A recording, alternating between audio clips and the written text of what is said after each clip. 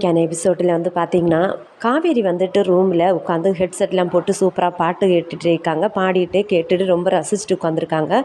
So வந்து விஜய் வந்து ரூமுக்குள்ளே வராரு. ரூமுக்குள்ளே வரும்போது வாங்கி கொடுத்த நகையெல்லாம் அப்படியே கட்டில் மேலே இருக்கும்.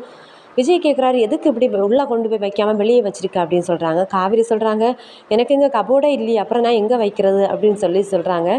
விஜய் உடனே ஒரு கபோர்டோட சாவியை கொடுத்து உள்ளே வைன்னு சொல்லிட்டு கொடுக்குறாங்க. ஸோ காவேரியும் கொண்டு போய் அந்த கபோர்டுக்குள்ளே நகைகளை எல்லாம் பத்திரப்படுத்தி வைக்கிறாங்க. ஃபஸ்ட்டு வந்து விஜய்கிட்ட சொல்கிறாங்க, சாவியை வந்து விஜய்கிட்டே கொடுத்துட்றாங்க. கொடுத்ததுக்கப்புறம் சொல்கிறாங்க, எனக்கு இந்த நகை மேலெல்லாம் அவ்வளோவா விருப்பமே கிடையாது, எனக்கு பிடிக்கவும் பிடிக்காது அப்படின்னு சொல்கிறாங்க. விஜய் சொல்கிறாங்க, எல்லா பொண்ணுங்களுக்கும் நகை மேலே ரொம்ப ஆசை இருக்குது, நீ ரொம்ப வித்தியாசமாக இருக்க அப்படிங்கிற மாதிரி விஜயும் காவேரி கிட்ட சொல்கிறாங்க.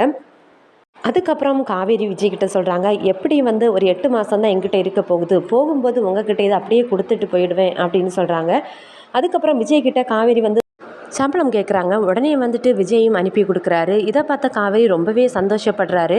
விஜய் வந்து நினைக்கிறாரு, நான் இத்தனை லட்சம் ரூபாய்க்கு ஜுவல்ஸ் எடுத்து கூட அவள் வந்து இவ்வளவு சந்தோஷப்படலை, ஆனால் அந்த சம்பளத்தை வாங்கினோன்னு இவ்வளோ சந்தோஷப்படுறேன் அப்படின்னு கேட்குறாரு. காவேரி சொல்கிறாங்க, அது உங்களோட பணம், இது நான் உழைச்ச சம்பள பணம் அப்படிங்கிற மாதிரி பேசுகிறாங்க.